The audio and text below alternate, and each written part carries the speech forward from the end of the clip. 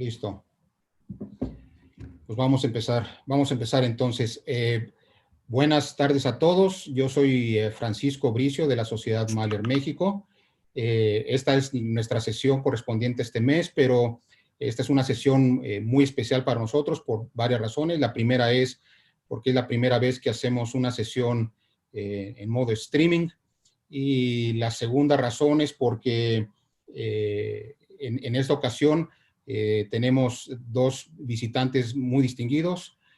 Para empezar, tenemos a José Ángel Leiva, que es el escritor que escribió el libro de la biografía de nuestro presidente honorario, Enrique Arturo Diemeke. Y también, obviamente, también tenemos a nuestro presidente honorario desde Argentina, Enrique Arturo Diemeke. Vamos a hablar acerca de este libro y de Mahler y de todo lo que tiene que ver alrededor de todo esto. Entonces, no sé si José Ángel, primero te quieres presentar tú y luego le pasamos a Enrique. A ver si ahora. Listo. ¿Ahora se oye mejor? Sí. Se oye mejor.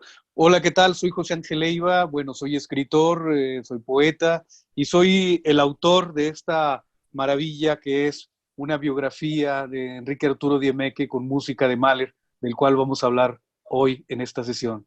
Pues estoy muy contento, muy orgulloso de estar aquí al lado del maestro Diemeke y de Francisco, que es el presidente de la Sociedad Mahler en México.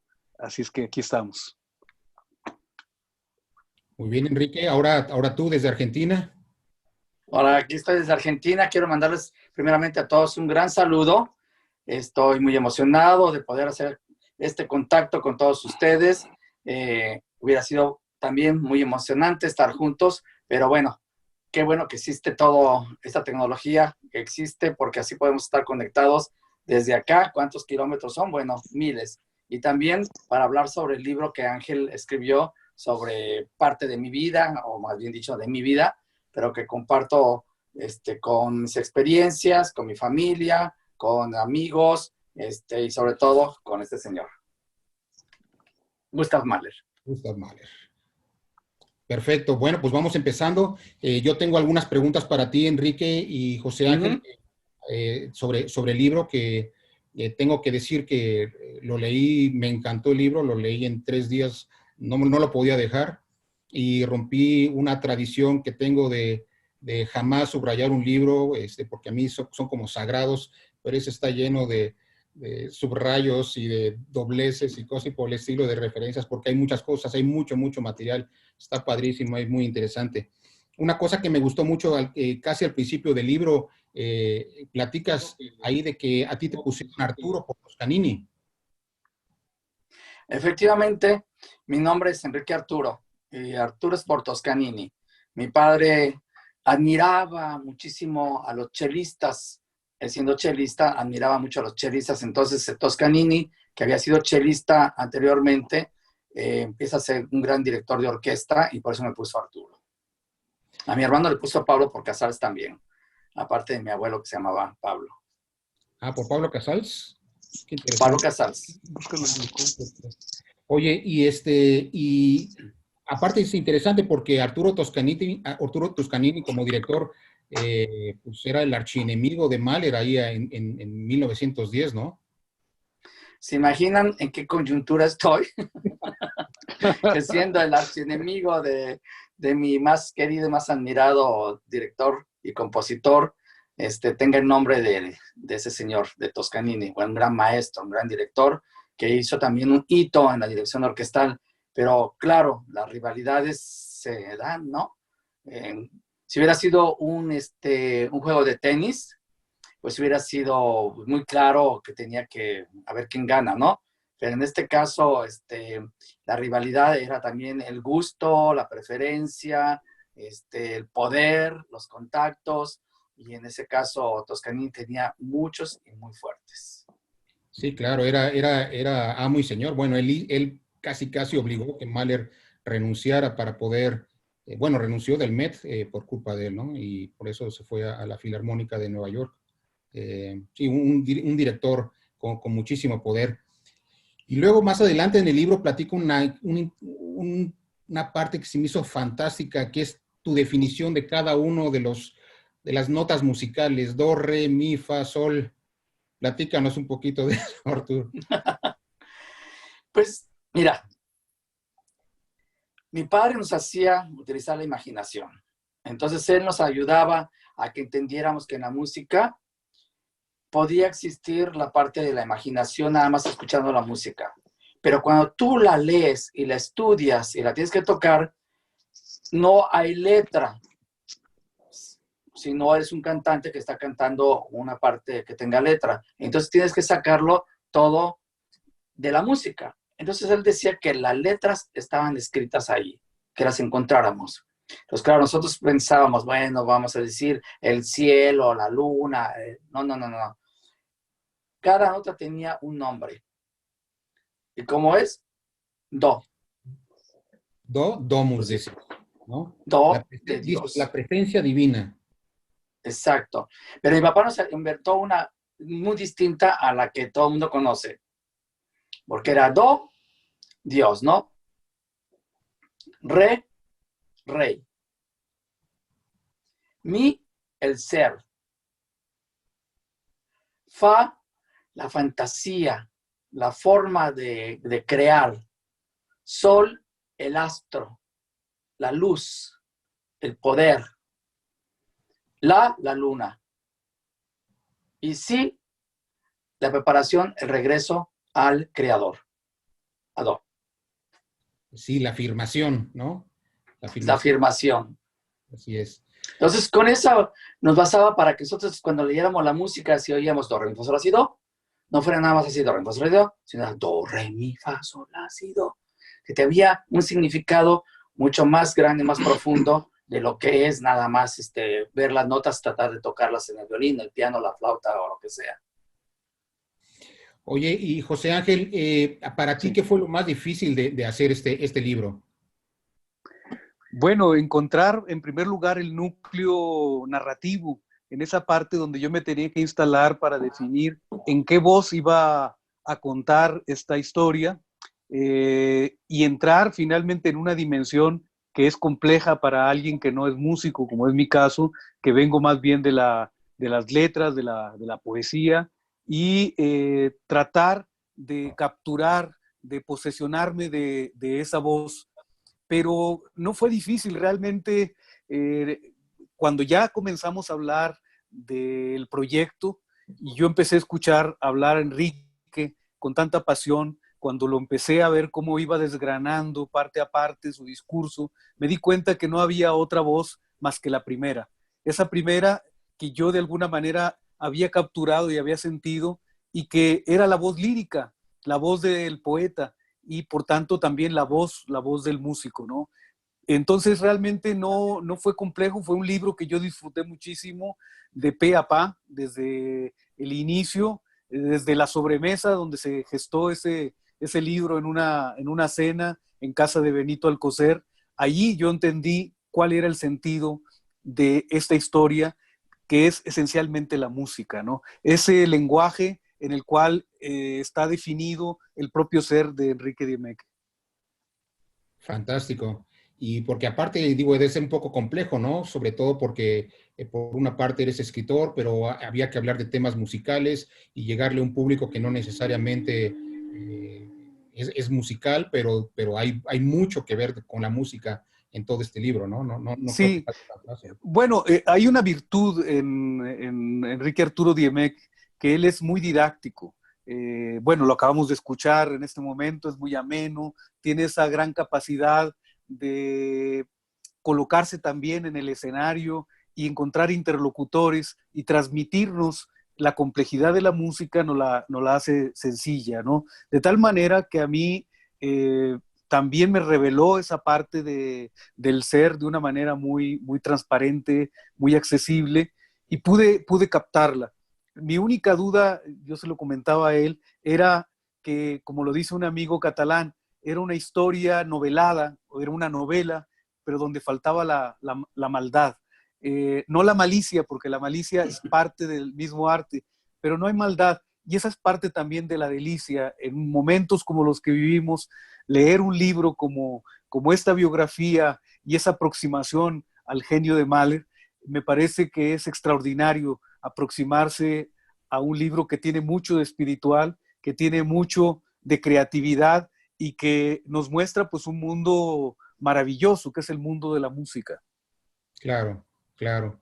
¿No? Y sobre todo, no nada más la parte del mundo de la música, sino aparte el mundo de la dirección orquestal, que en este caso ya vimos que Enrique pues tuvo su nombre por Arturo Toscanini, y vamos a hablar un poquito más adelante acerca de Mahler, otro gran director de orquesta y compositor, pero aquí en el libro vi una frase que me gustó mucho, porque seguido me preguntan que cuál es el rol, sobre todo la gente que no conoce de música clásica, ¿no?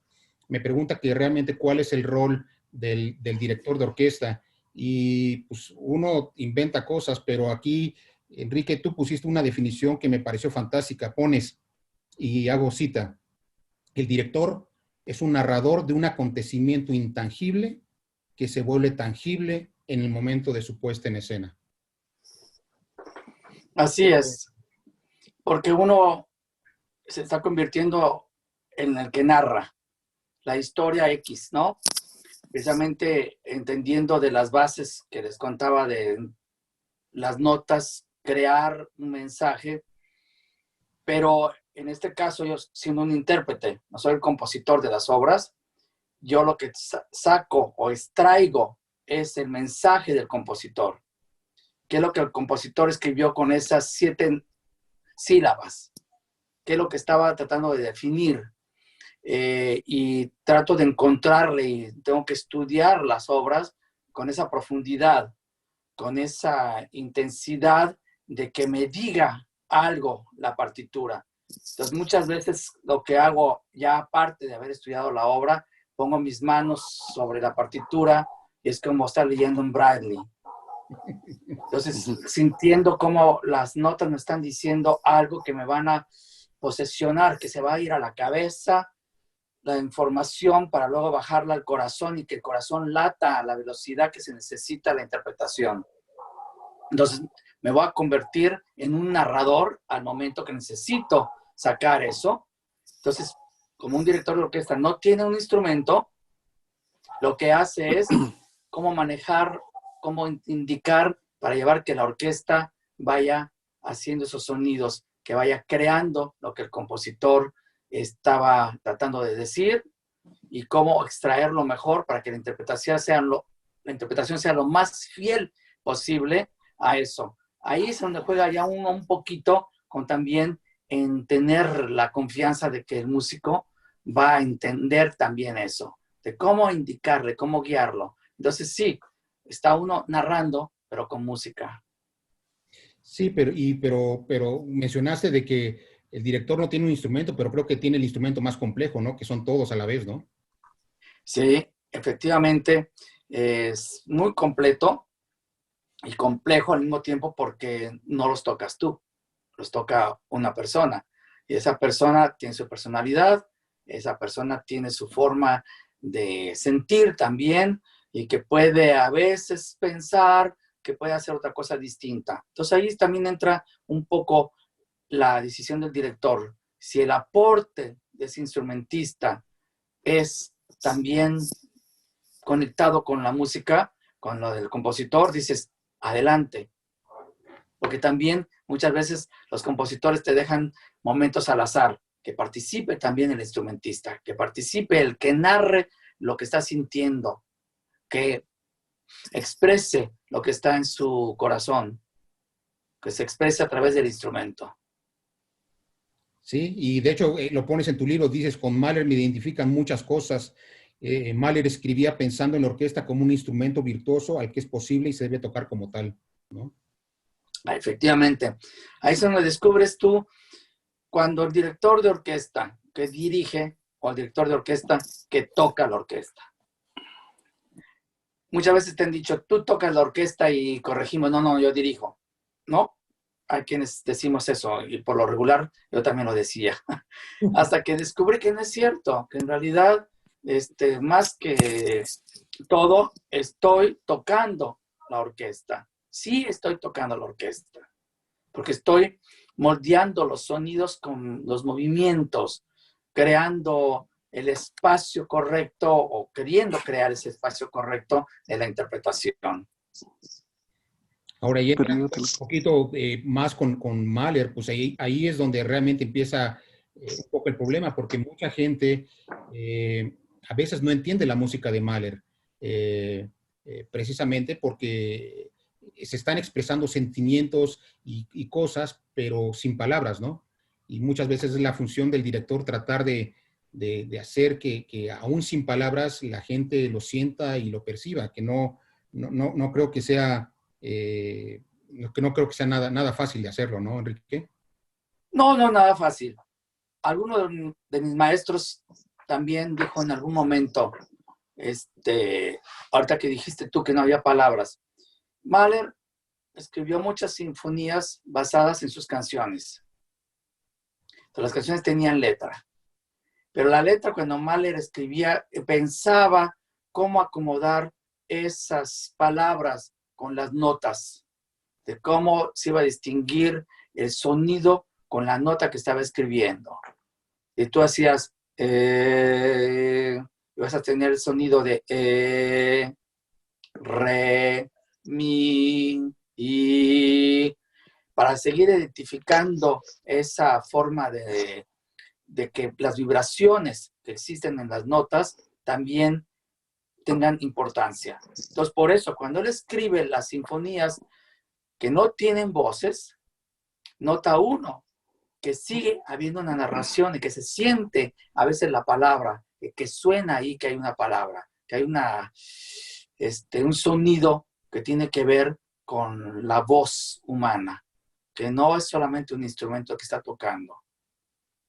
De hecho, en las charlas y los socios que nos están siguiendo, yo le he comentado muchas veces que escuchar la música de Mahler es leer un libro en donde estás viendo un libro que es precioso, con una portada muy bonita, de cuero, con letras doradas, papel muy bonito, papel arroz que huele, papel delgadito, y abres el libro y son letras en cirílico, no entiendes nada, pero las letras se ven hasta muy bonitas. Y de repente llega alguien contigo que sabe leer ruso y estoy viendo La Guerra y la Paz. Y te das cuenta de que lo bonito está en lo que está dentro, no tanto en lo que se ve por fuera. Entonces... el contenido. El contenido, exactamente. Entonces, mucha gente trata de escuchar a Mahler así a lo seco, y yo me imagino que es como tratar de agarrar un libro en ruso, ¿no? Lo ves y si no está bonita la portada, pues no le entiendo, no me Mira, gusta. Peor que en ruso, en marciano. Exactamente, o sea, porque... Un idioma, porque también se sale, la expresión de Mahler se sale de lo que es lo cotidiano, lo que es la vida normal. O sea, es un universo distinto. Y curiosamente, cuando te dije ahorita que era Marte, marciano, hablas que se va hacia afuera del planeta, que está buscando salirse, pero en realidad no, está tratando de entrar al universo que todos tenemos dentro.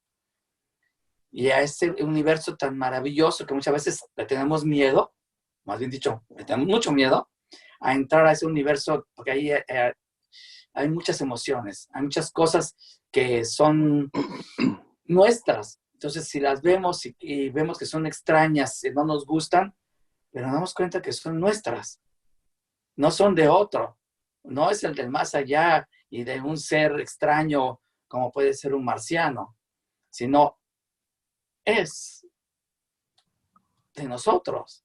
Entonces, la música de Mahler es lo que siento, que te hace viajar hacia adentro, te hace penetrar en los sentimientos, a remover todo eso que está allá adentro. Si necesitas ponerte alegre, te saca la alegría.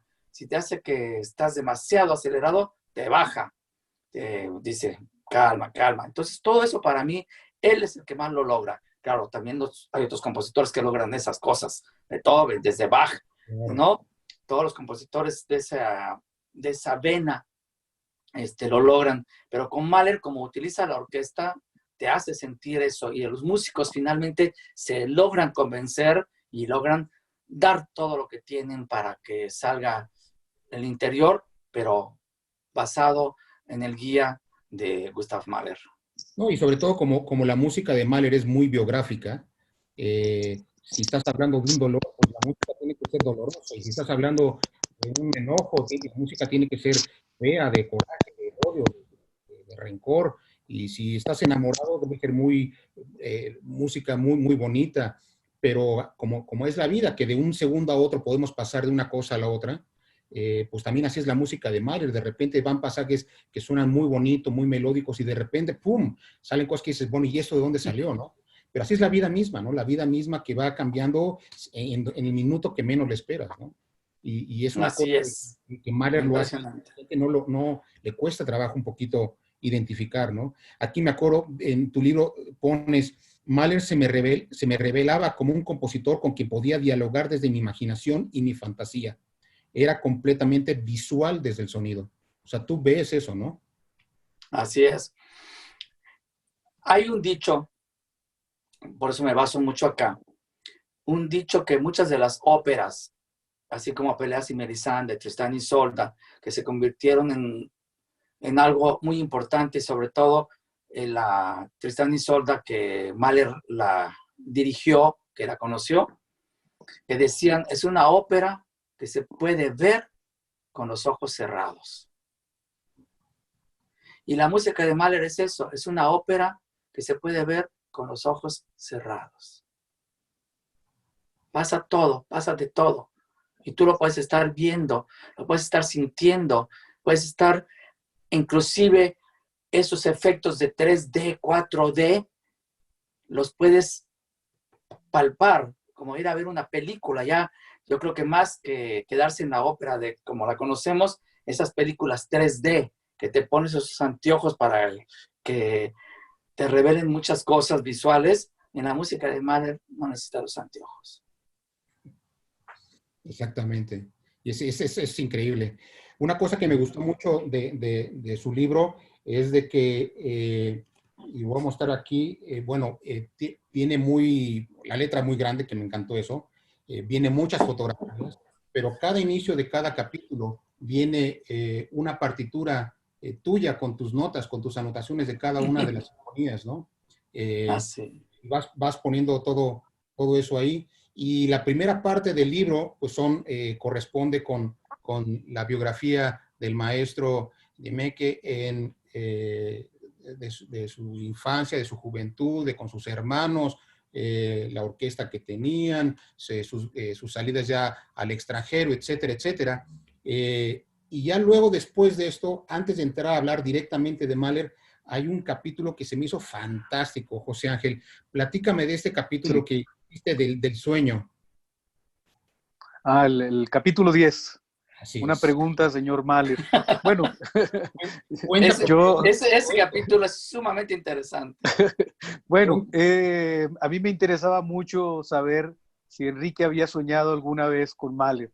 Y me dijo, no una, muchas veces. Cada vez que voy a poner a Mahler, me cobijo con las partituras y me quedo dormido y despierto con Mahler. Bueno, para mí era muy importante esta revelación porque eso me llevó a la investigación un poco de la biografía de Mahler. Enrique me había confesado que él no le gustaba mucho leer la parte biográfica antes de poner la obra porque lo que le interesaba era la música, no la parte anecdótica de cada partitura, y no entrar en esos intríngulis de la vida de Mahler tan escabrosa, tan difícil, tan dolorosa. Es una vida, pues, transida por el dolor, desde que él nace, ya viene marcado de alguna manera por un destino, muere el primogénito y a él le toca ocupar ese lugar, ¿no? Es como la gran promesa del padre y de la madre que tenían una serie de conflictos y que eso también se revela en su música, ¿no? Así es que a partir de esto descubro que hay una sesión con Freud, nada menos que con Freud. Era una sesión de la que Freud se sentía muy orgulloso el haber podido tenerla con un verdadero genio, porque él incluso lo revela, él dice, pocas veces tiene uno la oportunidad de ver y reconocer a un genio. Y él estaba frente a Mahler, frente a su dolor, en una situación muy difícil porque había muerto la hija, Marie, y en esos momentos también tenía un conflicto amoroso con Alma Mahler, que tenía ya una relación también apasionada con Walter Gropius. La vida de Alma Mahler también es extraordinaria, ¿no? Y aquí hay tirios y troyanos, hay unos que están a favor, en contra, dicen Mahler la maltrató, la sometió porque la hizo firmar un contrato, etcétera. Pero en realidad lo que pasa también es que Mahler sabía que estaba condenado a la muerte. Y ante esa revelación, ante ese diagnóstico, el espíritu de Mahler se revela con V y con B. Hay una revelación y hay una rebelión y comienza un proceso de escritura afiebrada. Lo decía el maestro Diemecke ahorita, entre Toscanini y Mahler. Hay una rivalidad desde el punto de vista del director de orquesta, pero Toscanini no era un compositor y nos iba a llegar a nosotros la figura de Mahler, sobre todo por la obra musical, por el compositor que era. Y ahí también yo sentí que se da en el libro una especie de integración de los espíritus, el espíritu que hace que Mahler sea el alter ego de Enrique Arturo Diemecke y que hace también que en ese proceso Enrique Arturo Diemecke para mí se convierta también en un alter ego. Y está esa parte donde está la presencia de Freud, donde está el inconsciente, y de alguna manera habla el inconsciente de todos, ¿no? Todos los que estamos involucrados en ese capítulo. Es una maravilla porque también hay un secreto, hay una parte misteriosa que es el famoso Blumin, ¿no? ¿De dónde viene? ¿Por qué lo quita? Y después, ¿por qué aparece? ¿No? Que es una de las cosas que nos revela también aquí el maestro Diemecke. Bueno, es algo que va, creo, a lo largo de toda la obra de Mahler, y creo que es la parte más romántica también. Hay que pensar en que la primera obra, Titán, está apoyada en una obra de un romántico, como es Jean Paul, ¿no? El romanticismo era un gran movimiento filosófico y estético que trataba de integrar al ser con el cosmos, ¿no? Y ahí es donde está el espíritu de rebelión también de la personalidad de Mahler. Ahí creo que también es donde se funden las dos personalidades, la de Diemecke y la de Mahler. Pero también siento que entro yo ahí de alguna manera porque habla también la parte poética de Mahler, habla la parte poética de Enrique Arturo Diemecke y habla, por supuesto, el interés de un hombre como lo es Freud. En fin, es un capítulo donde yo veo realmente en esa dimensión también onírica y sublimo también de alguna manera el espíritu musical de Enrique Arturo Diemecke, que para mí se revela en eso, en la sustancia musical. Creo que como Mahler son hombres que son absolutamente musicales. Su ser es música. Y Freud está fascinado escuchándolos a ambos y yo estoy maravillado de escucharlos a los tres, de ser ahí una oreja que está de metiche. Y que me gusta mucho también esto que él acaba de decir, que es una sinestesia. Cuando uno traslada la cualidad de un sentido al otro, se cumple ese sentido de la sinestesia. El poder escuchar con los oídos o el poder ver ver con los oídos o escuchar con los ojos, ¿no? Creo que ahí se da una sinestesia maravillosa y bueno, es una revelación, es una epifanía, me parece, y es ahí donde yo también siento que entiendo profundamente el ser tanto de Diemecke como de Mahler, que para mí fue una revelación. Y pienso que cuando concluye el sueño, cuando concluye la historia, escucho ese final de la novena sinfonía de Mahler. Es donde ya solamente se escucha una nota que se va extinguiendo y que al mismo tiempo está anunciando el amanecer y que es el anuncio también de la pasión de Enrique Arturo Diemecke. No, este capítulo 10 es fantástico. Estamos, para los que se están conectando, estamos hablando de este libro que se llama Enrique Arturo Diemecke, biografía con música de Gustav Mahler, publicado por la editorial Siglo XXI. Este libro ya está disponible a la venta, lo pueden conseguir en línea, aprovechando ahorita que todos estamos en nuestras casas. Amazon, El Péndulo, Gandhi, hay muchas librerías que lo están haciendo entrega inmediata. Ahorita les vamos a pegar ahí en el chat los links para que si están interesados en comprar el libro, ahí lo pueden ver. Pero este capítulo 10 me pareció fantástico porque efectivamente, como dijo José Ángeles, es un sueño en donde Enrique Mahler se le presenta a él y él piensa que Enrique es Freud, ¿no? Y empieza a platicarle de un modo muy personal de todos sus problemas y todas sus cosas, ¿no? Y además, qué lejos estabas de que yo fuese Freud. En parte lo eres, porque lo vas desentrañando. Era más fácil ser Mahler que Freud.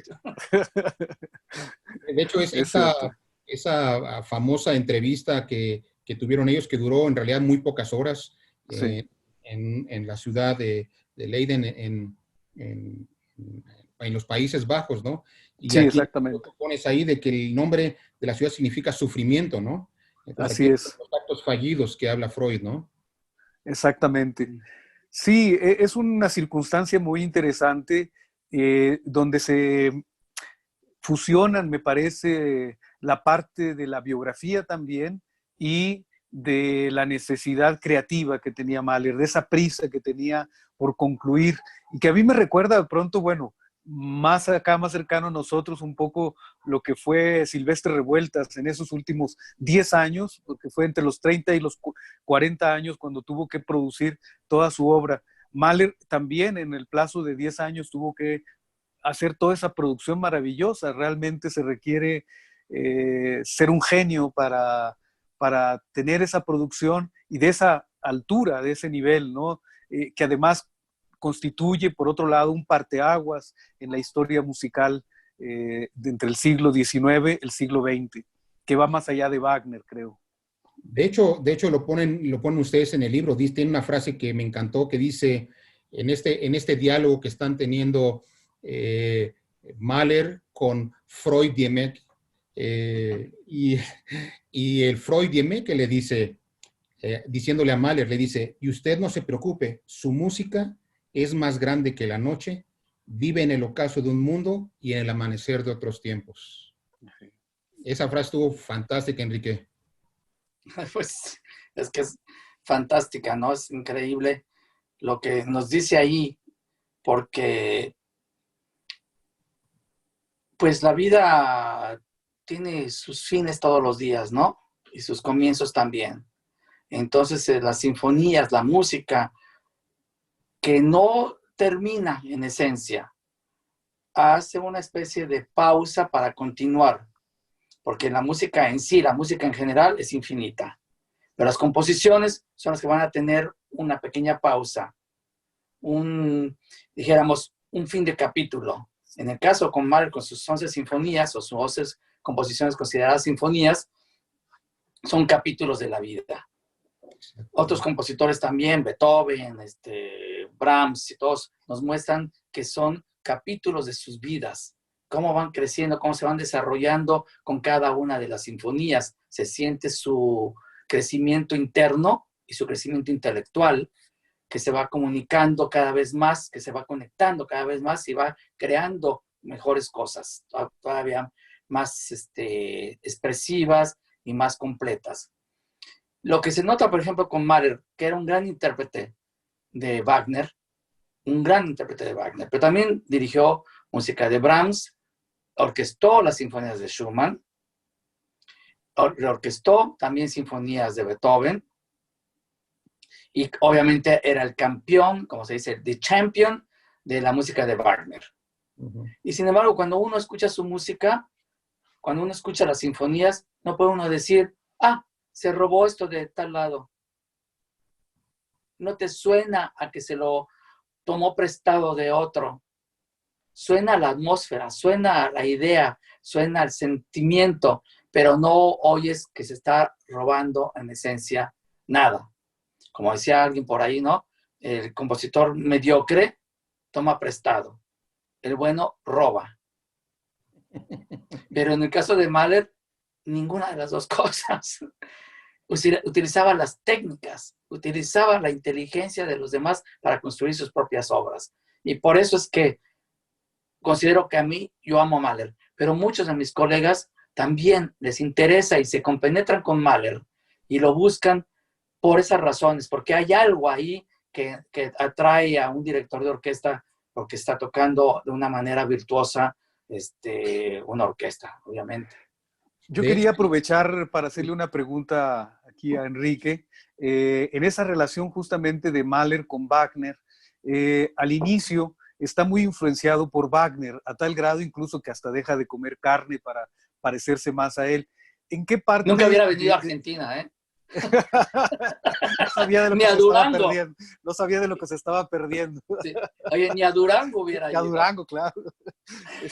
Pero allí, ¿en qué momento de su obra uno puede decir que ya se separa de Wagner? Porque hay una separación notoria, ¿no? Pero ¿en dónde se siente más ya este distanciamiento con Wagner? Desde el punto de vista musical. Musical, yo creo que desde el inicio, Desde el inicio. Porque todavía cuando él escribe Das Klänge del Lied, está basándose con la idea muy wagneriana de expresión, ¿no? Esa obra que a mucha gente le causa miedo y temor, porque la escribe muy joven, y von Bülow creo que la rechazó inclusive cuando se sienta al piano y dice, si esto es música, bye. Sí, adiós. Pero, sí, porque la historia también es una historia dura, que muchos la sienten muy mórbida, pero en realidad es la historia de Abel y Caín, de la envidia de los hermanos, de cómo pasan eso, ¿no? Y él la narra, pero ahí se utiliza un cántico y utiliza la forma de ir describiéndola. Entonces, todavía ahí es Wagner. Yo veo que ya cuando las primeras notas, ese acorde de la primera sinfonía, ya se está creando el ser. Ya es otra cosa, ya es Mahler. Quiero hacerte una pregunta, porque aquí en el libro tú pones, he construido mi obra, aquí es Mahler en el sueño hablando, he construido mi obra en un diálogo con la naturaleza y con mi espíritu, entre mis deseos y mis capacidades, entre los recuerdos y el futuro. ¿Qué le dirías todos los tres que estamos aquí somos apasionados de Mahler, pero hay mucha gente que no le gusta Mahler o no le entiende a Mahler, y dicen, oye, pero ¿por qué de repente hay tanto ruido y por qué le ven, qué le escuchan? ¿Tú qué le dirías a ese tipo de gente que trata de adentrarse pero no encuentra? Bueno, lo he dicho muchísimos años de mi vida, esta frase, y ya hasta me siento aburrido de decirla, de que digo, véanse al interior. Véanse al interior, no tengan miedo. Lo que van a ir descubriendo con la música de Mahler es como los va a ir guiando a verse internamente, a encontrar todo lo que tenemos ahí nosotros y que lo va a ir ayudando a resolver. Por un lado. Por el otro es, ese contacto con la naturaleza es lo mismo que decía hace rato, poder ver la naturaleza con los ojos cerrados. Él nos describe cómo veía esos lugares en los que estuvo, en los que se inspiraba para escribir, en los árboles, en los riachuelos, en las montañas, en los animales pastando, en los pájaros volando, silbando, cantando, dialogando con los animales. Nos lleva a todo eso y lo va describiendo, que tú tienes que nomás que cerrar los ojos y dejar que te lo presente con sonidos. No hay gran secreto. Lo difícil es que los seres, nosotros, los seres humanos, hemos vivido unas épocas muy distintas. Vivimos en ciudades, vivimos en bosques de cemento, vivimos en ruidos de automóviles, vivimos en cosas que no son realmente creadas por la naturaleza en sí. son creadas por el hombre. Y eso no es lo que Mahler nos trataba de describir. Trata de describir todo eso que nosotros ya no vemos en las ciudades. Todo eso que ya no se siente, que ya no se huele, a menos hasta hace unos cuantos días. Porque ahora que estamos todos más encerraditos y estamos viendo que dicen que ya se ven los peces nadando en las aguas, que ya se huele el aire más puro, que ya los pájaros empiezan a cantar. Yo creo que ese es el momento, este es el momento precisamente en que podemos entender un poco más el porqué de esta música, el porqué Mahler nos estaba ya describiendo.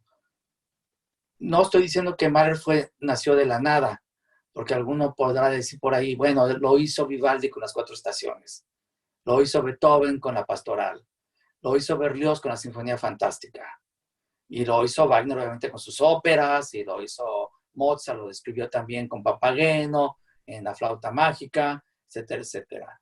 No estoy diciendo que salió de la nada, pero sí, sinfónicamente hablando, es el que cautiva y logra poner todo esto de una manera, yo creo que más profunda, más completa.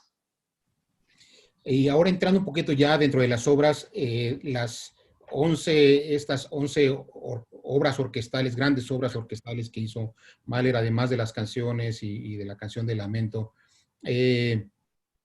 empieza precisamente con ese la persistente que comentaste y ese mismo tono que se va desapareciendo, que va apareciendo en la primera sinfonía, es lo mismo que va desapareciendo en su novena sinfonía, ¿no? También, así como empieza, va terminando pero en medio de esto y de esos capítulos que has estado mencionando, Enrique, hay una parte que es bien interesante que ya José Ángel ya había comentado y es el capítulo de Blumine, ¿no?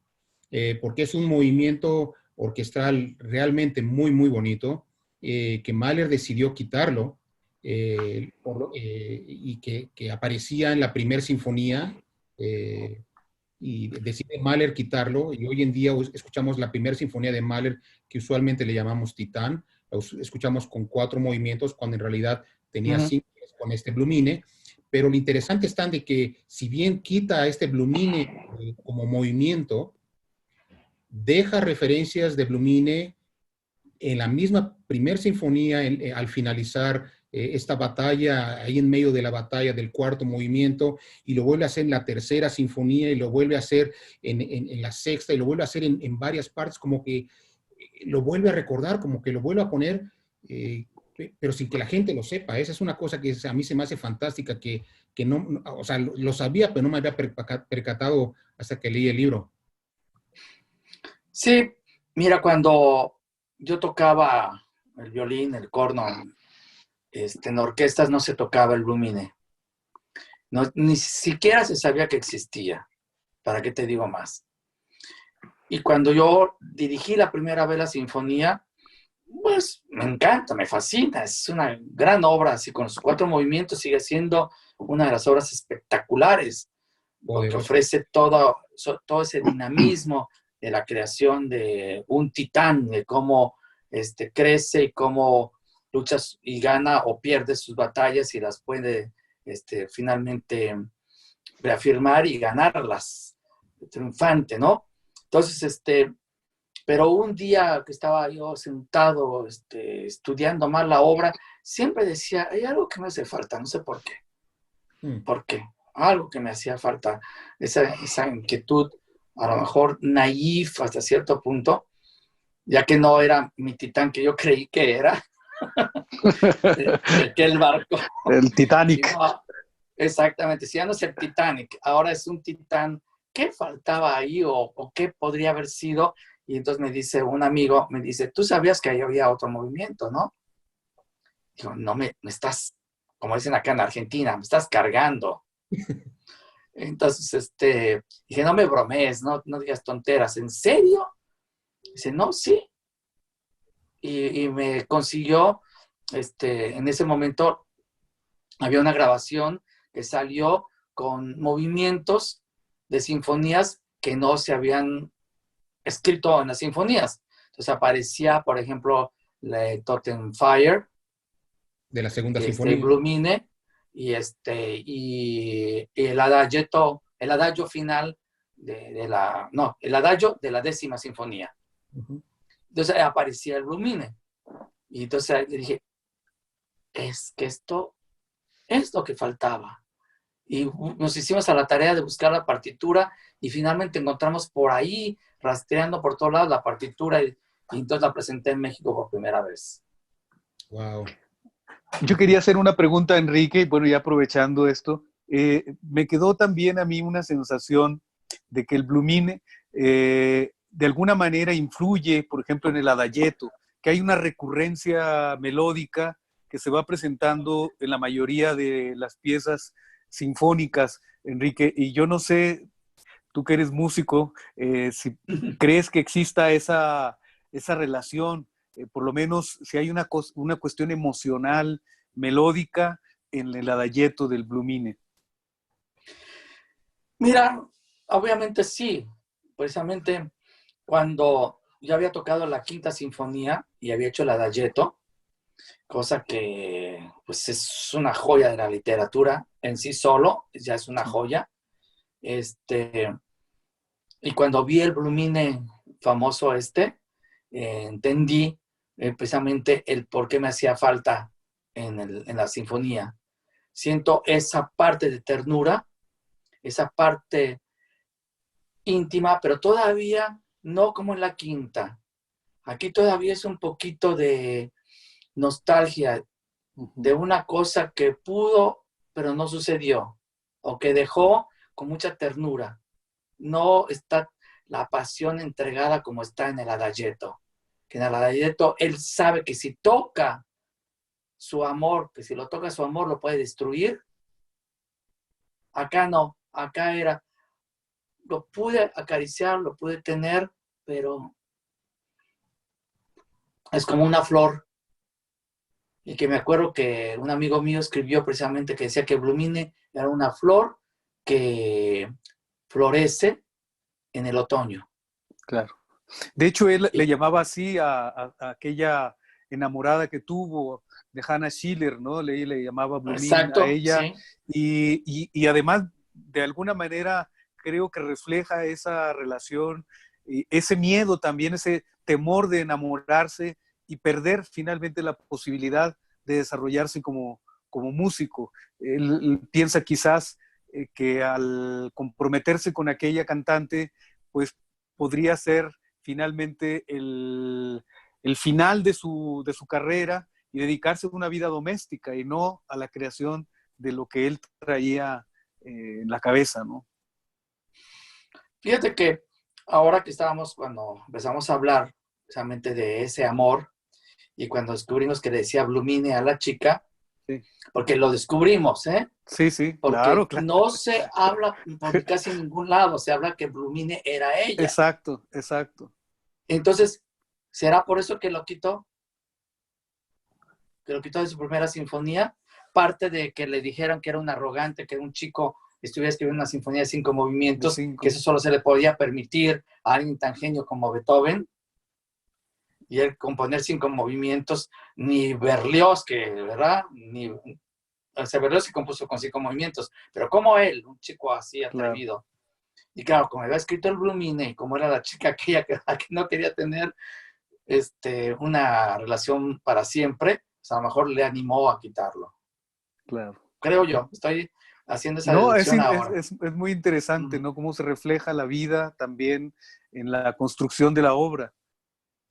Y es interesante porque así como esto hay muchas referencias de anécdotas y cosas que van apareciendo y con el tiempo han ido apareciendo cada vez más y más y más en la obra de Mahler. Y de ahí podemos brincarnos directamente a ese gran problema que es la sexta sinfonía, ¿no? Que unos directores tocan el segundo movimiento con un scherzo y luego el tercero con un andante, o un andante o un scherzo, y luego algunos la dirigen con 3 golpes al final, otros con 2 golpes al final. La realidad es de que Mahler, como yo creo que ahí tenemos a dos Mahler, dos personas, el Mahler compositor y el Mahler director, que no necesariamente son la misma persona, viven el mismo cuerpo, pero no son la misma persona. Y el Mahler compositor es este que compone con el scherzo y el andante en la sexta sinfonía y con 3 golpes del sino, y que en el momento del estreno se echa para atrás, llora, está espantado y decide cambiar el orden y además quitar uno de los golpes. Sin embargo, en tu caso, Enrique, es muy interesante porque tú tocas scherzo andante, pero nada más tocas 2 golpes, no 3. Así es. Porque el tercer golpe se empezó a quitar, no lo inventé yo, ahí tengo que decir que no es mi creación e invención, pero era por la superstición de que en el tercer golpe era el caput, el fin. Entonces, yo como no soy supersticioso porque es de mala suerte, lo quité. Y además muchas veces te voy a decir que ese golpe se tiene que hacer con una caja que se tiene que construir. Y es una caja que se tiene que destruir. Se destruye al segundo golpe, no llega al tercero. Se destruye a golpes, ¿verdad? Sí, porque cuando llegas ya al segundo golpe, esa caja ya está hecha pedazos. ¿Cómo se llama? Hecha trizas. Entonces ya el último golpe todo no va a sonar. Entonces a lo mejor va a sonar ridículo, que hace como que se le cayó a alguien, se cayó alguien de la silla o una cosa así. Entonces, se ha acostumbrado, yo lo acostumbro, no me siento nada mal de no tocar ese golpe,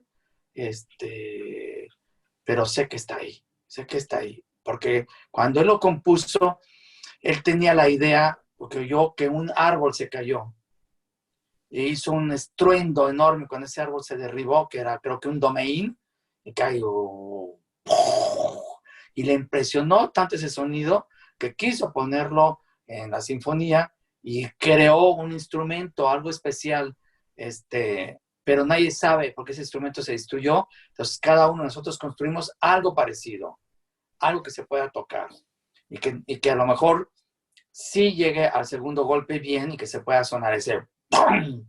Porque además ahí te lanza, es así como el que te da un golpe en el estómago para revivirte y sales adelante. Porque si no, de otra manera, no, esa sinfonía no la puedes terminar bien. Es muy agotadora, porque es tan emocional y tan profunda que yo siento que si llegara yo a ese tercer golpe, ahí me atoro. Yo creo que ya no levantas ahí. Tienes que después del segundo golpe, vámonos al final, que no te pare nadie. Y ese es un tema que muchos directores lo comentan, y tú también lo pones en el libro de que cuál de todas las sinfonías, bueno, en general las sinfonías de Mahler son complicadas de dirigir, son agotadoras, requieren de mucho ensayo, mucho entrenamiento, pero en general casi todos los directores coinciden en que entre la sexta y la séptima, una es muy emocional y cansa mucho y la otra requiere demasiado. ¿Cuál para ti es la más difícil para dirigir, Enrique? Físicamente y emocionalmente, yo creo que para mí la más cansada es la sexta. La séptima es intelectualmente más difícil porque juega mucho con la polifonía y juega mucho con la estructura y está constantemente buscando los cambios de tonalidades. Como que aquí lo Bach se fue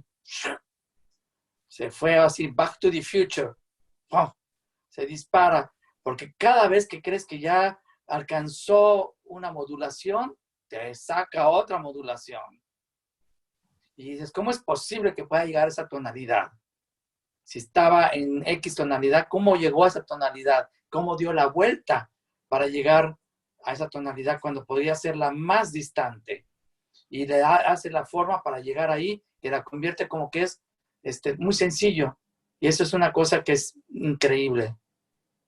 Sí, es fantástico ver cómo va haciendo estos brincos raros y complicados, pero va llevándonos a donde él quiere, o sea, no necesariamente donde musicalmente creemos que debemos de llegar. Y eso es lo que a veces, muchas veces que a la gente le pasa, por eso desconcierta, ¿no? Porque uno espera que es para allá, y en realidad él está yendo para otro lado totalmente diferente. Luego Mahler, ahí en su octava sinfonía, la famosa Sinfonía de los 1000, pones en el libro: el llamado a la Madre Gloriosa es la búsqueda del perdón más sincero, porque es la redención concedida por quien nos ha dado la vida, la Madre Naturaleza. Entonces, pues como decías, ¿no? Vuelve a regresar siempre a este tema de la naturaleza, ¿no? Hasta en su octava sinfonía. Sí, sobre todo aquí con la octava, va a regresar a la búsqueda de la madre. Porque ya está con el sentimiento de que puede empezar a hacer esa idea de que después de la octava sigue la novena. Entonces, todos se habían muerto después de la novena sinfonía, ¿no? Entonces empezaba esa superstición de que si compongo la novena, ¿qué me va a pasar? Entonces, yo creo que ahí él piensa dos cosas. La sinfonía está basada en dos episodios. En el que viene el creador. La primera parte es el creador. Veni creato spiritus, ¿no? Y la segunda parte es el Fausto. El Fausto que vendió su alma al diablo y que ahora busca el perdón. Y que no lo va a tener y no lo encuentra en nadie más que finalmente en la madre. La madre es la única que le puede encontrar a él el perdón. Y por eso esa segunda parte es extensísima, es muy larga y es como una ópera que se ve a los ojos cerrados de cómo va a la búsqueda del perdón. Y creo que nos está mandando unos mensajes por ahí que creo que, no sé si los estás leyendo tú. Algunas preguntas por ahí. Algunas preguntas creo que hay por ahí. A ver, preguntan, ¿cuál de las sinfonías te provoca más lágrimas? ¿Cuál me provoca más lágrimas? Ay, Dios santo, todas. Sí, no las cuento, pero vamos a decir así.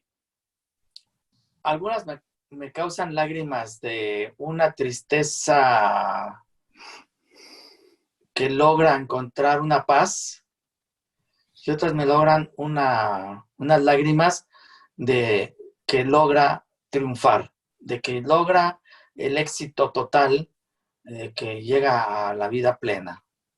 Pero te voy a decir, de la primera, el momento para mí obviamente más glorioso es cuando se paran los coros a tocar ese himno fantástico. Entonces a mí se me hace una cosa dual, porque además la primera vez que yo toqué esa sinfonía toqué en corno y fui uno de los 7 cornos. Entonces me ponía de pie y me emocionaba muchísimo tocar eso. Entonces cuando lo dirijo me siento que estoy tocando los 7, no nada más el séptimo, sino los 7. O a veces los 8 porque ponemos un extra. La segunda sinfonía, ya cuando empieza el Auferstehen, cuando empieza ya la resurrección, levantaos, Auferstehen, y de ahí, ya cuando se construye todo y cuando termina la parte del coro y se queda la pura orquesta sola, a mí me parece eso de lo más glorioso, las campanas, la gloria, la resurrección. La tercera, el último movimiento, bueno, la primera parte ya me emociona mucho con los cornos. Cuando empieza pam, pam, pam, pam, pira, pam, pam, pa, pa, pam, pam, pi, pam, pam, pam, pam, pam, pam, pam, ta, ta, tin, pam, pam. Todo eso ya es energía total. Pero cuando vamos al sexto movimiento, cuando las maderas en unísono, flauta, oboe y clarinete, hacen una cosa impresionante. Tocan una nota, un la, en el la central. Y de ahí van a brincar a la octava. O sea, hacen la.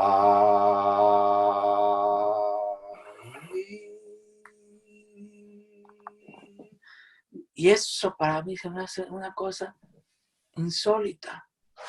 Es de una magia que Sí, emociona. Sí, no, las cuerdas. emociona. Y claro, luego cuando vamos a la cuarta, en el tercer movimiento, todo el movimiento es para llorarlo, todo. Un canto a la madre. Todo. El canto a la madre. Y luego en la quinta, el adagietto, ya si no lloraste tú, eres una piedra. Ya que no llore ahí es una piedra. Y la sexta, cuando empieza la ra, ra, ri, ra, ri, ra, ri, ra, re, to, ri, ra, re. El Es tema de así alma. de gloria, de entrega, de amor total. La Y declaración. a ver qué otro momento. La séptima, que para mí, como les digo, es la más barroca, la que siento ese contacto, que como él estaba dirigiendo Don Giovanni, creo que se inspira mucho en la guitarra y en las serenatas, por eso hace la pequeña serenata.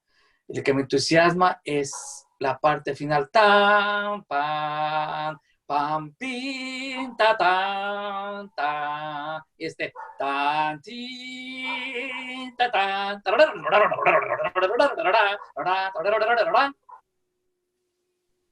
pam.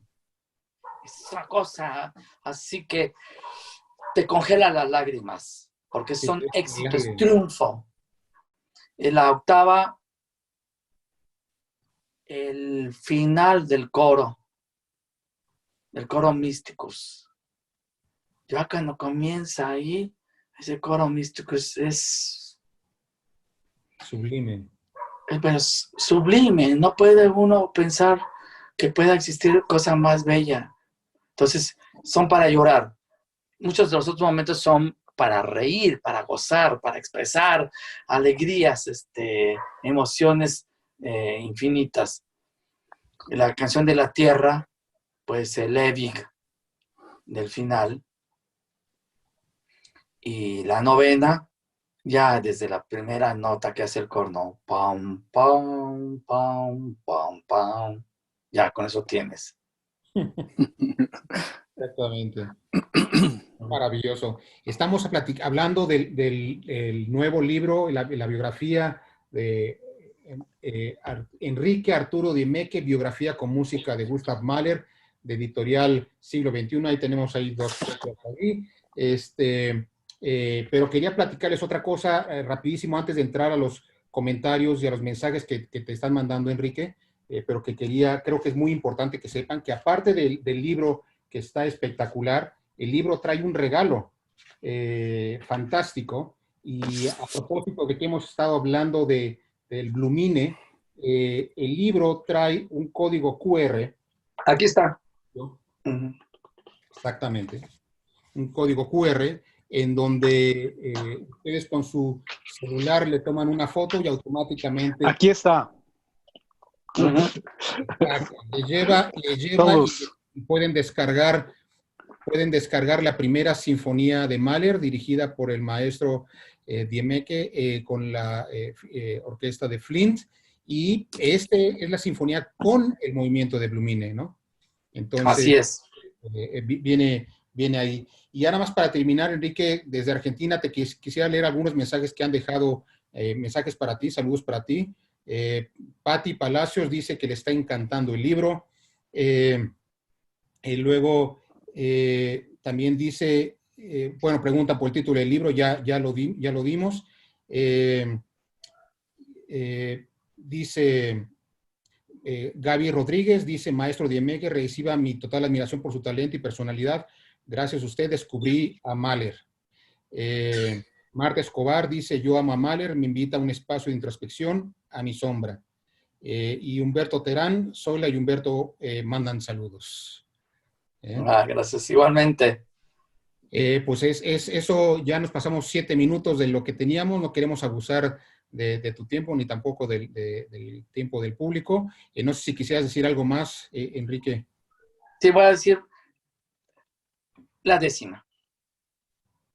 La décima, que la dejé inconclusa y que solamente se conoció el adagio durante muchísimos años, el primer adagio. Pero el último adagio tiene un momento que es algo que ya es música de otra dimensión. Cuando se acerca ya al final, los violines, toda la cuerda en unísono toca una nota que va a ir suavemente en crescendo y que va a deslizarse y va a crear como si fuera algo que se va a viajar a la velocidad de la luz. Porque hace...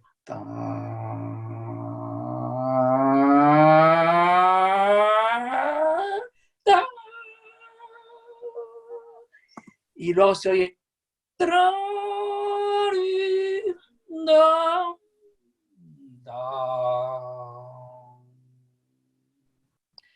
Y yo me imagino ahí que dice, mi tiempo llegará.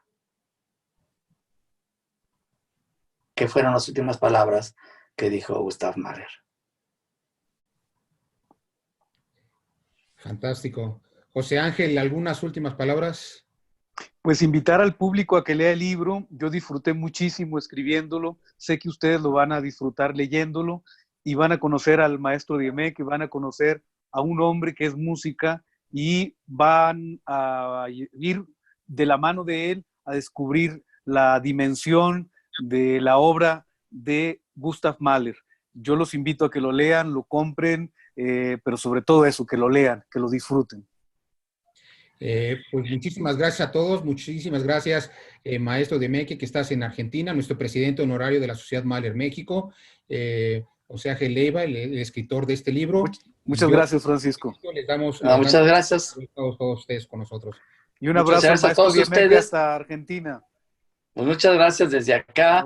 Les mando un gran abrazo, con muchísimo cariño a todos los que nos escucharon y que nos pudieron ver, y que lamento mucho no haber podido contestarles las preguntas, pero que no las estoy viendo bien. Solo veo un título que entra ahí, pregunta, pero no se ve cuál es la pregunta. Entonces no las puedo contestar, así que lamento mucho que tengamos este pequeño problema.